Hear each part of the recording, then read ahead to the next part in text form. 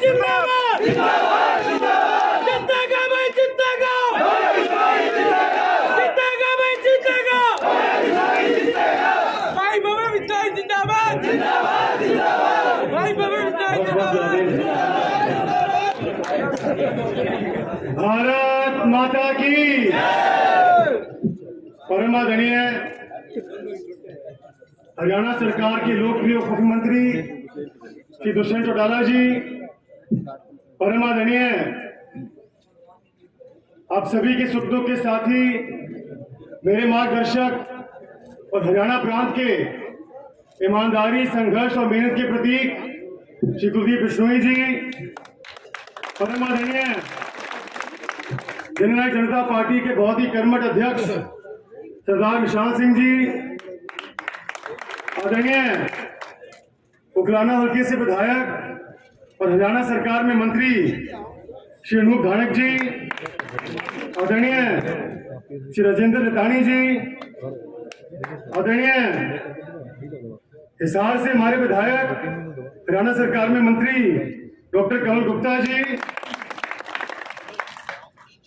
आदरणीय हिसार जिले के जसपा के अध्यक्ष श्री रमेश गोदारा जी, आदरणीय पिताजी के सुख दुख के साथी नलवा विधानसभा क्षेत्र से प्रत्याशी रहे श्री रणधीर बनिहार जी,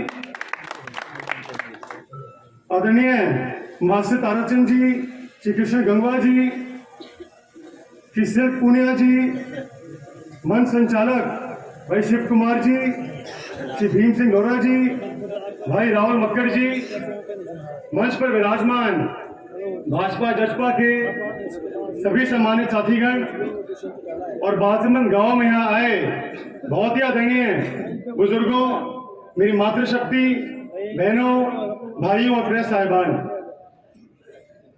युग पुरुष स्वर्गीय चौधरी भजला जी की कर्मभूमि और चौधरी कुलदीप जी की जन्मभूमि और कर्मभूमि आदमपुर की पवित्र धरा को नमन करता हूं और आप सभी का यहां पहुंचने पर और मुझे आशीर्वाद देने पर हाथ जोड़कर धन्यवाद करता हूं। मैं धन्यवाद करता हूं भारतीय जनता पार्टी का, जननायक जनता पार्टी का और आदमपुर की मेरे परिवार का, जिन्होंने इतनी बड़ी जिम्मेदारी मेरे कंधों पर डाली है। आदमपुर का उम्मीदवार होना मेरे लिए बहुत ही गौरव की बात है, क्योंकि आदमपुर मेरा घर, मेरा परिवार है। आदमपुर को मेरे दादाजी ने बहुत ही प्यार से सींचा था और उनके बाद पिताजी ने पूरी मेहनत और लगन के साथ, अपने खून पसीने के साथ इसकी हिफाजत की है। और मैं आपको विश्वास दिलाता हूं कि भविष्य में भी आदमपुर के मान और सम्मान को आगे बढ़ाने में मैं कभी कोई कमी नहीं आने दूंगा।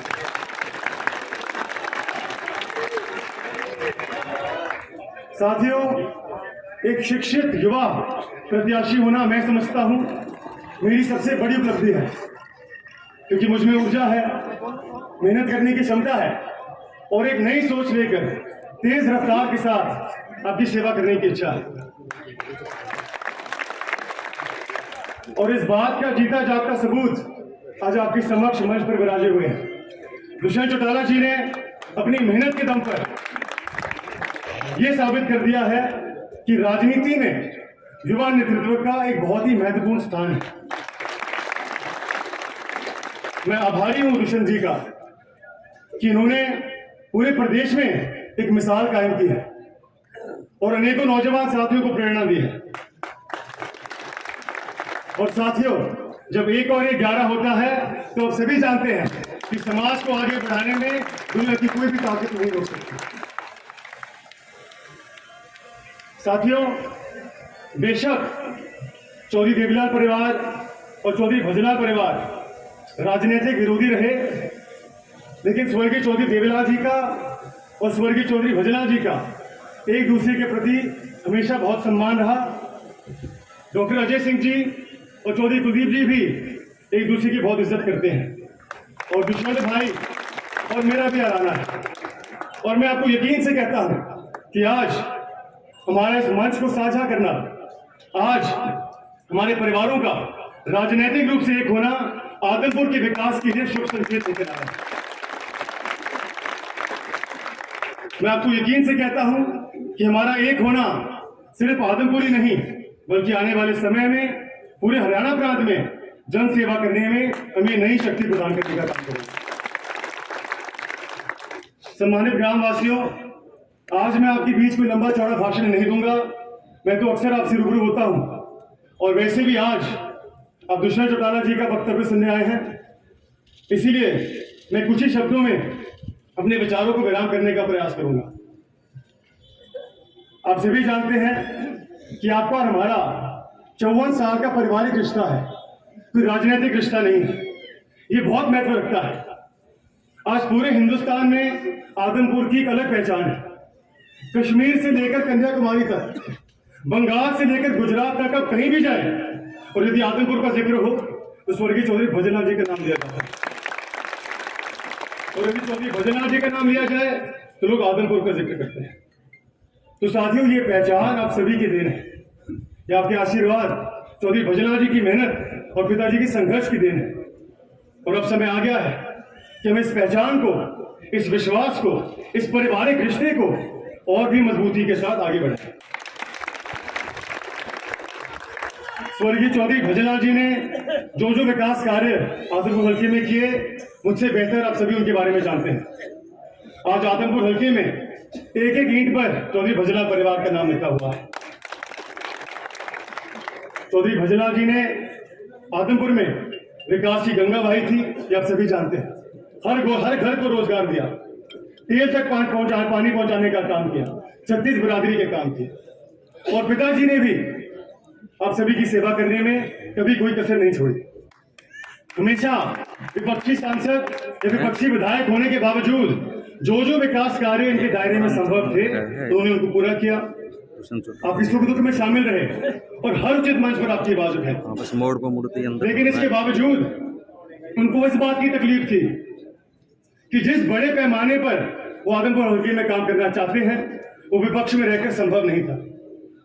पिताजी चौधरी भजनलाल जी का स्वर्णिम दौर आपके बीच में लाना चाहते हैं, लेकिन विपक्ष में रहते हुए बड़ा मुश्किल साबित हो रहा था। और इस बात की हमेशा चिंता पिताजी को रहती थी और हम अक्सर इस पर चर्चा किया करते थे। तो इन्हीं बातों को ध्यान में रखते हुए आप सभी के आशीर्वाद से, आपसे सलाह मशवरा करने के बाद हमने फैसला लिया कि भारतीय जनता पार्टी का दामन थामेंगे।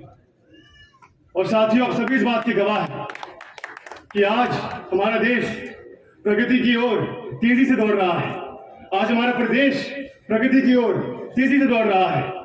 मैं कायल हूं मोदी जी के नेतृत्व का, जो देश के स्वाभिमान को पूरे विश्व भर में आगे बढ़ाने का काम कर रहे हैं। मैं कायल हूं मनोहर जी खट्टर के नेतृत्व का, जो हरियाणा प्रदेश में एक बहुत ही ईमानदार और जवाबदेही मुख्यमंत्री के रूप में आपको सेवा दे रहे हैं। साथियों, एक जमाने में चौधरी भजनलाल जी ने तेल तक पानी पहुंचाने का काम किया था और आज 300 करोड़ की लागत से आदमपुर हल्के में तेल तक पानी पहुंचाने का काम मनोहर खट्टर जी ने किया। 24 घंटे बाथरूम गांव में बिजली देने का काम उन्होंने किया। और इन्हीं की रहनुमाई में आने वाले समय में संपूर्ण आदमपुर हल्के में और भी विकास कार्य होंगे। सम्मानित ग्रामवासियों, पिछले 2.5 महीनों में जब से हम भाजपा में शामिल हुए हैं तो 530 करोड़ रुपए की लागत से मनोहर खट्टर जी के आशीर्वाद से, दुष्यंत जी के आशीर्वाद से, पिताजी की मेहनत से विकास कार्य हुए हैं। जो विकास कार्यों के वायदे तो चौधरी कुलदीप जी ने आपसे किए थे वो एक के बाद एक पूरे होते जा रहे हैं। चाहे वो ढाणी मोहब्बतपुर के स्कूल खुलवाने की बात हो, हमारे किसानों को मुआवजा दिलवाने की बात हो, आदमपुर में फाटक खुलवाने की बात हो, आदमपुर गांव को नगर पालिका से बाहर निकालने की बात हो, मंडी आदमपुर में बरसाती पानी की निकासी कराने की बात हो, सीवरेज के पानी की व्यवस्था दोबारा दुरुस्त करवाने की बात हो, सड़कों की व्यवस्था करने की बात हो। और मैं विशेष रूप से धन्यवाद करता हूं दुष्यंत जी का, जिन्होंने 29 करोड़ 32 लाख की लागत से हमारे आदमपुर हल्के के विभिन्न इलाकों में 35 पक्के मार्गों का निर्माण कार्य कराने का काम किया। तो साथियों, ये काम मैं आपको इसलिए गिना रहा हूं, जब हमने अपना फर्ज निभाया है मैं इसलिए गिना रहा हूं क्योंकि आज आदमपुर हल्के में विकास कार्यों में एक नई रफ्तार पकड़ ली। अगर 2.5 महीनों में 530 करोड़ के काम हो सकते हैं तो आने वाले 2 साल में कितने हम काम करा सकते हैं, ये सोचने वाली बात है। ये सिर्फ शुरुआत है साथियों। जो जो विकास कार्य, जो जो समस्याएं आती हैं, बिजली पानी की, शिक्षा रोजगार की, खाद सफाई की, उन सभी का समाधान जल्द से जल्द होगा। लेकिन साथियों, उससे पहले मेरी आप सभी से प्रार्थना है कि हमें एक और पड़ाव को पार करना है। आने वाली 3 नवंबर को आप एक बहुत महत्वपूर्ण फैसला लेने वाले हैं। फैसला आपने लेना है कि आप विपक्ष में अपना वोट डालकर और पिछड़ना चाहते हैं या सत्ता पक्ष में अपना वोट डालकर काम कराना चाहते हैं। ये चुनाव मेरा चुनाव नहीं है, ना ही पिताजी का है, ना ही भाजपा जसपा का है। ये चुनाव आप सभी का है, आदमपुर हल्के के मान सम्मान का है, आदमपुर के विकास का है, आपके और आपके परिवार के उज्जवल भविष्य का है। तो मेरी आप सभी से प्रार्थना है कि आने वाले 3 नवंबर को आप सोच समझकर अपना फैसला करें, जात पात से उठकर काम के नाम पर अपना वोट डालें। सम्मानित ग्रामवासियों, आजकल चुनाव के दौर में विपक्षी दलों के कुछ लोग भी सक्रिय दिखाई दे रहे हैं। मुझे हैरानी होती है, ये किस मुंह से आपका वोट डाल रहे हैं, आपका वोट मांग रहे हैं। ये वही लोग हैं जिनके शासनकाल में आदमपुर के साथ सबसे ज्यादा देखी हुई थी। ये वही लोग हैं जिन्होंने चंडीगढ़ में आप पर लाठियां बरसाई थी। ये वही लोग हैं जिनको सिर्फ आदमपुर की याद चुनाव के दौरान आती है। मैं आपको दावे से कहता हूं कि 6 नवंबर के बाद ये लोग आपको ढूंढने से भी नहीं मिलेंगे। आप कैसे भूल सकते हैं कि इनके उम्मीदवार ने बागड़ी को लेकर क्या बयान दिया था। आप कैसे भूल सकते हैं कि इनके उम्मीदवार हमेशा गुंडेगर्दी की राजनीति करते हैं और सभ्यता की राजनीति करते हैं। साथियों, इन लोगों का आपके वोटों पर कोई अधिकार नहीं है और इन लोगों को आप वोट की चोट देकर उनको जवाब देना होगा। आज कांग्रेस पार्टी के लोग जात पात के नाम पर चुनाव लड़ रहे हैं, झूठे प्रचार के आधार पर वोट चुनाव लड़ रहे हैं। आपको उनसे सतर्क रहना होगा, बच के रहना होगा। साथियों, आप हमारे परिवार हैं, जागरूक है, सतर्क है। आज आदमपुर की राजनीतिक जागरूकता का परिचय पूरे हिंदुस्तान में दिया जाता है। तो मेरा सभी से प्रार्थना है कि आने वाले 3 नवंबर को भी अपनी जागरूकता का परिचय देकर भारी बहुमत के साथ मुझे आशीर्वाद देंगे। और साथियों, मैं जानता हूं कि आज इस जनसभा में कुछ ऐसे साथी भी हैं जिन्होंने कभी चौधरी भजनलाल परिवार को आशीर्वाद नहीं दिया। मेरी आप सभी से विशेष रूप से प्रार्थना है कि आप गठबंधन का धर्म निभाकर मुझे आशीर्वाद दें और मैं आपको भरोसा दिलाता हूं कि मैं अपना धर्म निभाऊंगा और आपका मान सम्मान हमेशा रखूंगा। एक बार पुनः मैं दुष्यंत जी का बादसमंद की पवित्र धरा पर पधारने पर अभिनंदन करता हूं, धन्यवाद करता हूं और धन्यवाद करता हूं भाजपा जसपा के तमाम कार्यकर्ताओं का और नेताओं का जो दिन रात एक करके इस चुनाव को अपना चुनाव समझकर मेहनत के साथ लड़ रहे हैं। आपका एहसान मैं कभी नहीं भूल सकता।